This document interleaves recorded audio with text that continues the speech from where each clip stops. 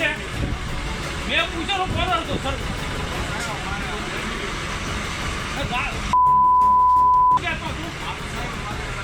એવો નહીં, ગાર્ડ કોણ બોલ્યો તું? ગાર્ડ કોણ બોલ્યો તું? ગાર્ડ કોણ બોલ્યો હમણાં મા સામે? તમે બોલ્યા ને ગાર્ડ? નમસ્કાર, ગુજરાત તકમાં સ્વાગત છે. આપણી સાથે છે મનસુખ વસાવા, ભરૂચના સાંસદ, અને હમણાં સાગબારા જમીન બાબતે જેઓ સામે આવીને બોલી રહ્યા છે. ને આજે સવારથી જ એક વિડીયો વાયરલ થયો જેમાં તેઓ ખૂબ ગુસ્સામાં જોવા મળી રહ્યા હતા અને વનકર્મી સાથે પણ તેમની જે છે તે ગરમાગરમી થઈ હતી. તે મામલે આખું શું બન્યું હતું દાદા, તે જણાવો. જી, આપની વાત બિલકુલ સાચી છે કે ગઈકાલે શનિવારે આજે 2002 થી જંગલની જમીન સાગબારા તાલુકાના ખોપી વિસ્તારના 10-12 ગામના લોકો જમીન ખેડતા આવ્યા છે અને કોઈક ને કોઈક કારણસર ઉમરપાડા તાલુકાના ગામના લોકોની સાથે કંઈક ઘર્ષણ થતા 2 વર્ષથી એ બહાનું કાઢીને પોલીસને જંગલ ખાતાવાળાએ આ જે લોકોને 10-12 ગામના લોકોને જે જંગલની જમીન ખેડતા હતા 2002 થી એને અટકાવી દીધા. ગયા વર્ષે પણ અમે બધા પ્રયત્ન કર્યા કે ભાઈ જે મામલો છે તે પોલીસ કેસ થઈ ગયો છે અને એ સમાધાન થશે બંને ગામની વચ્ચે. જંગલ ખાતું અને પોલીસ ખાતું વચ્ચે ના આવે ને જે જંગલની જમીન ખેડે છે એમને ખેડવા દો. તો ગયા વર્ષે પણ ના ખેડવા દીધું ને આ વર્ષે પણ ના ખેડવા દીધું. અને આ વર્ષે પણ થોડો 20 દિવસ પહેલા અમે રાજ્ય સરકારના વન મંત્રી અર્જુનસિંહ મોઢવાડિયા, આદિજાતિ કલ્યાણ મંત્રી પટેલ નરેશભાઈ પટેલ સાહેબ, બીજા બધા આગેવાનો અધિકારીઓ સાથે બેઠક પણ કરી પ્રભારી મંત્રીની ઉપસ્થિતિમાં કે ભાઈ આ 2002 થી ખેડે છે, નવું ખેડાણ નથી. નવું ખેડાણ હોય તો મેં સહયોગ ના આપે, જૂનું ખેડાણ છે, 2002 નું છે. અને એ જ રીતના સામે ઉમરપાડા તાલુકાના લોકો પણ આ જ પ્રકારનું ખેડાણ નજીકમાં ખેડે છે. તો એમને તમે રોકતા નથી ને આ સાગબારા તાલુકાના નર્મદા જિલ્લાના ખેડૂતોને તમે કેમ રોકો છો? તો આ બાબતની મીટિંગમાં પણ ચર્ચા થઈ અને એમને આશ્વાસન આપ્યું કે કંઈક ને કંઈક અમે આનો રસ્તો કાઢીશું. પણ છતાં પણ કોઈક વન વિભાગ તરફથી આનો રસ્તો ન નીકળતા લોકોએ ગઈકાલે સામૂહિક ખેડાણનો કાર્યક્રમ આપ્યો અને એમાં હું પણ જવાનો હતો.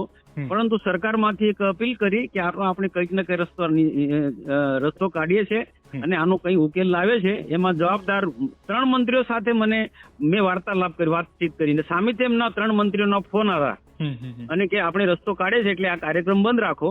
બરાબર. સામૂહિક સત્યાગ્રહનો કે જે ખેડાણનો જે કાર્યક્રમ છે બંધ રાખો. આનાથી બધું કાયદો અને વ્યવસ્થા બધું તકલીફ મુકાય એવું છે બધું. બરાબર. તો એ સરકારની વાત સમજીને હું ગઈકાલે આ જે લોકોને જે સમજાવવા માટે એ જ ગયો હતો કે આપણે હવે રાહ જો, સરકાર આશ્વાસન આપે છે ને આપણો રસ્તો ઉકેલાય તે સ્થિતિ છે. તો એના માટે હું ડેડિયાપાડાથી આ ખોપી ગામમાં જઈ રહ્યો હતો શંભુનગર ચોકડી થઈને. તો ત્યાંથી આગળ 3 રસ્તા પડે છે, ઉમરપાડા ને ડેડિયાપાડા સાગબારાની ચોકડી પર. તો ત્યાં પોલીસે રોડ પર જ 2 બસ મૂકી દીધી અને આજુબાજુ પોલીસનો કાફલો, જંગલ ખાતાનો, SRP નો માંડ મને જવાબ તો દીધો, પણ રિટર્નમાં પણ આ સ્થિતિ નિર્માણ થઈ. અને ત્યાં લોકોએ એવું કીધું, ઘણા બધા લોકોએ, કે આ લોકોને સવારથી સાંજ સુધી જતા હતા રોકે છે અને બધા લોકોને પાછા કાઢે છે. એટલે અમે ન તો સાગબારા જવાય ન તો ડેડિયાપાડા જવાય અને આમ બધે ફરીને અમારે ડેડિયાપાડા સાગબારા જવું પડે છે. એટલે મેં કીધું કે હું ફરી પાછું સવારમાં આ સ્થિતિ હતી, હું ફરી પાછું એ જ રસ્તે હું જઉં છું અને એને કેમ પૂછું છું ભાઈ તમે રસ્તો કેમ રોકી નાખો છો. એટલે રિટર્નમાં પાછો હું એ રસ્તે ગયા ગયો તો તે વખતે બસો જે સવારમાં હતી તે સ્થિતિમાં હતી, રોડ પર મૂકી રાખેલી. આસપાસ પોલીસ હતી, પોલીસની બીજી પણ ગાડી મૂકેલી હતી. લગભગ 50-150 પોલીસ, SRP ને વન ખાતાના કર્મીઓ હતા. તો આ એક બાજુ અમે સમાધાન, સરકારની અપીલના કારણે અમે સમાધાનની દિશામાં જઈ રહ્યા છે, લોકોને સમજાવી રહ્યા છે. અને બીજી બાજુ આ વન ખાતા અને પોલીસ ને SRP આ રીતના આદિવાસીઓ પર જુલ્મો ગુજારે, જાહેર રસ્તો છે, જવાવાના લોકોને રોકે છે. તો મેં ઉતરીને એમને એવું જ કીધું, જવાબદાર પોલીસ અધિકારીઓ હતા, જે ફોરેસ્ટના અધિકારીઓ હતા, કે ભાઈ તમે આ જાહેર રસ્તો છે તમે કેમ રોકો છો? એમાં એક SRP ના કે કોઈ પોલીસનો જે કર્મચારી હતો પીધેલો હતો, એ બધાને મા બેન સામે ગાળું બોલતો હતો. મેં ઉતરીને કીધું કે તું આ પ્રકારની મા બેનની ગાળું ના બોલ. એટલે જે ભાષા બોલતો હતો એ રીતના જ મેં કીધું કે તમે આવી ભાષા તમે ના બોલો, આ યોગ્ય નથી. અમે કાયદો અને વ્યવસ્થા જાળવવા તમને સહકાર આપે છે, એના બદલે તમે આદિવાસીઓ પર જુલ્મ ગુજારશો. એટલે આ રીતના મારું વાર્તાલાપ થયો, ઘર્ષણ થયું છે, બોલવાનું થયું હતું ના. આ વિડીયો વાયરલ ગઈકાલે થયો. તો મારે એટલું જ કહેવાનું છે કે એક બાજુ સરકારની અપીલના કારણે અમે પોઝિટિવ રીતના લોકોને સમજાવી રહ્યા છે કે આપણે ભાઈ કાયદાને ધ્યાનમાં રાખીને આપણો પ્રશ્ન ઉકેલીશું, આપણે કાયદા હાથમાં લેવો નથી. અને સામે પરમ દિવસે 2-3 મંત્રીઓનો મારા પર આ બાબતમાં ફોન આવે છે. એટલે આ મંત્રીશ્રીઓની એ રજૂઆતના કારણે જ લોકોને સમજાય અને મેં પણ લોકોને સમજાવી પણ શક્યો અને લોકો મારી વાત પણ માને કે આપણે થોડી ધીરજ રાખીએ. પણ આજે મને લાગે છે કે વન ખાતું અમને છેતરી રહ્યું છે, અંધારામાં રાખી રહ્યું છે. એક બાજુ સાથે મારી બાજુ સમાધાનની વાત કરે છે અને બીજું બાજુ લોકોને દબાવવાના, ડરાવવાના, ધમકવાની વાત કરે છે. તો આ તો બેધારી નીતિ જે છે. અને બીજું ઉમરપાડા તાલુકાના જે ખેડૂતો જે છે એમને કે તમે ખેડો અને રોકે છે સાગબારાના લોકોને. તો આ કઈ સમજ કાયદો તો બધું ગુજરાતમાં બધાને સરખો હોવો જોઈએ ને. આજે બોર્ડર છે ઉમરપાડાના સાગબારા તાલુકાને, એ એક જ બોર્ડર છે. એ નજીક જ બંને તાલુકાના ગામો આવેલા છે અને બધી જ પ્રકારના વ્યવહારો આ લોકોના સામાજિક, ધાર્મિક થી માંડીને બધા પ્રસંગના મરણ ધરણો, બધા પ્રસંગો એકબીજા સાથે જોડાયેલા છે. પણ જાણી જોઈને આ ફોરેસ્ટના અધિકારીઓ આ આદિવાસીઓમાં ભાગલા પાડવાની અંગ્રેજોની નીતિ જેમ કરી રહ્યા છે અને જેથી કરીને આ પ્રશ્નનો ગૂંચવાય અને લોકોને આ સાગબારા તાલુકાને જમીન ખેડતા અટકાવવામાં આવે છે. અને મને તો એવું લાગે છે કે આ વર્ષે સાગબારાના ખેડૂતોને અટકાવશે, આવતા વર્ષે ઉમરપાડા તાલુકાને અટકાવશે. અને ભવિષ્યમાં આજના ગુજરાતમાં જે જંગલની જમીન ખેડે છે એ બધાને જમીનો છોડાવવાના વન ખાતાના આ પ્રકારના પ્રયાસો છે, એવી મને અંદરથી વાત પણ જાણવા મળી છે. જો આ જો પોલિસીઓ હતી વન ખાતાની તો એ તો બિલકુલ યોગ્ય નથી. અને આવનારા દિવસોમાં ટૂંક સમયની અંદર અમે આ વિસ્તારની અંદર ડેડિયાપાડા કે ચિગદા તાલુકાની અંદર આવી રીતના જંગલની જમીન જે ખેડે છે બધા જ લોકોનું એક સંમેલન બોલાવવાના છે. અને આ જે માનસિકતા જે છે ફોરેસ્ટ વિભાગની બેધારી, એનો અમે લોકોને માહિતગાર કરવાના કે આ લોકો અંધારામાં રાખે છે, આદિવાસીને છેતરે છે. અમારા જેવા લોકોને એક બાજુ અમારી મંત્રીઓ એમ વાત કહેતા હશે કે આપણે સમાધાન કરીશું, રસ્તો કાઢીશું અને તમારો કાર્યક્રમ બંધ રાખો. અને બીજી બાજુ એના જે પોલીસ છે, જંગલ ખાતાનું છે, SRP ના માણસો આવી અને એને લોકોને ડરાવવાનો, ધમકાવવાની જો આ પ્રકારના પ્રયોગ અખત્યાર કરે તો બિલકુલ વ્યાજબી નથી. તો આના માટે સખત નારાજગી છે. અને આ આદિવાસીઓને છેતરવાનો એક પ્રકારનો વન ખાતાનો ઈરાદો મને લાગે છે. ધન્યવાદ, તમે આ આખી માહિતી આપી. પણ આની સાથે બીજા અમુક સવાલો છે, 2-3 સવાલો પૂછવા છે. પહેલી વાત એ કે આમાં કયા 3 મંત્રીઓ હતા, તમે એમના નામ જણાવી શકો? અને બીજું એ કે આખો મુદ્દો, તમે પહેલાથી આ મુદ્દાની સાથે રહ્યા છો, તો આ મુદ્દો કાયદાકીય ગૂંચ છે કે તમને લાગે છે એમ સામાજિક ગૂંચ છે? અને આનો ઉકેલ શું હોય? ના, એમાં શું હતું, એ મંત્રીઓના હું નામ નહીં લઈ શકું કે સરકારના જવાબદાર મંત્રીઓ એ મને કીધું. હવે એ સરકાર અને એમની ઈચ્છા પણ સારું હશે, એમની જે વાત પણ ખોટી ને વાક્ય જે સંસદ સભ્ય સાથે જયારે મંત્રીઓ વાત કરતા હોય એટલે એમાં કઈ છેતરપિંડીના વાત સાચી હશે. પણ કેટલાક ફોરેસ્ટના જે કાયદાઓ છે એને લઈને એમની પણ કોઈકનો કોઈક મજબૂરી છે. તો એનો મારે એમ કે ફોરેસ્ટના કાયદા છે, મને ખબર છે કે જંગલની જમીન ખેડતા હોય એ આપવા માટે, જે તે ખેડનારા લોકોને આપવા માટે એના ગ્રામ પંચાયતની જે વન સમિતિ હોય છે, વન સમિતિનો અભિપ્રાય જોઈએ છે, ઘણા બધા પ્રોસિજરમાંથી પસાર થવું પડે છે. તો એ પ્રોસિજરમાં એ ઉમરપાડાને પણ લાગુ પડે છે. મારો પ્રશ્ન એ છે કે ફોરેસ્ટની જમીન એકદમ સરળતાથી નથી આપી શકાતી, પણ આ જે જમીન છે 2002 થી ખેડતા આવેલા છે અને એ જ પ્રકારે પેલા લોકો પણ 2002 થી ખેડતા આવેલા છે. તો પેલાને રોકતા નથી, તેમને ખેડવા દે છે. જ્યારે સાગબારા તાલુકાના લોકોને ખેડવાની વાત કરીએ અને ફોરેસ્ટના કાયદાની વાત કરીએ, કાયદો તો બધા માટે સરખો. આ રીતના ગુજરાતની અંદર ઘણી બધી જગ્યાએ અલગ અલગ જગ્યાએ છે કે જે કેટલાક જે વર્ષોથી જમીન ખેડતા આવ્યા છે, કોઈને કોઈ રીતને ફોરેસ્ટ ખાતું છોડાવી રહ્યું છે. તો મારે એમ કહેવાનું કે જે વર્ષોથી ખેડતા હતા જે તે સમયે તમારે એમને નહોતા રોકવાના હતા, ખેડવા નહોતા દેવાના. હવે તમે 15-20 વર્ષ પછી તમે રોકો છો.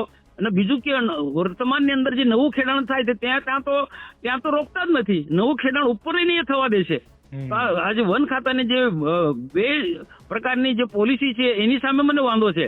હું જંગલ બચાવવું જોઈએ, વૃક્ષો વાવવા જોઈએ, એમાં મારો પણ અભિપ્રાય, હું પણ આખું અભિયાન ચલાવું છું. નવા વૃક્ષો વાવવા જોઈએ, માકે નામ પડે વૃક્ષ વાવવું જોઈએ, એ આખું અભિયાન ચલાવે છે. અને જંગલ સાચવી એ આદિવાસીનું અપીલ પણ કરું છું. પણ જે લોકો વર્ષોથી જંગલની જમીન ખેડે છે એવા લોકોને એ જંગલનો અધિકાર મળવો જોઈએ અને સરકારે એને એ અધિકાર આપેલો છે. એ સરકારે નક્કી કરેલું છે કે આ જે વર્ષોથી જંગલની જમીન ખેડતા હોય એને આપવાનું, અને કેટલાક લોકોને મળી છે, હજુ બીજા કેટલાક પેન્ડિંગ દાવા છે. તો આજે પેન્ડિંગ દાવામાં જ આનો સમાવેશ થાય છે કે 2000 થી ખેડે છે ને એની પાસે 2000 થી ખેડે છે અને કેટલાક પુરાવા છે. પણ કેટલાક એક જે ગામની જે સમિતિઓ છે કે વન સમિતિ, એ સમિતિ સાથે મતભેદ થયા એટલે એ સમિતિ અમને અભિપ્રાય આપતા નથી, જ્યારે સુરત જિલ્લા વાળાને અભિપ્રાય આપે છે.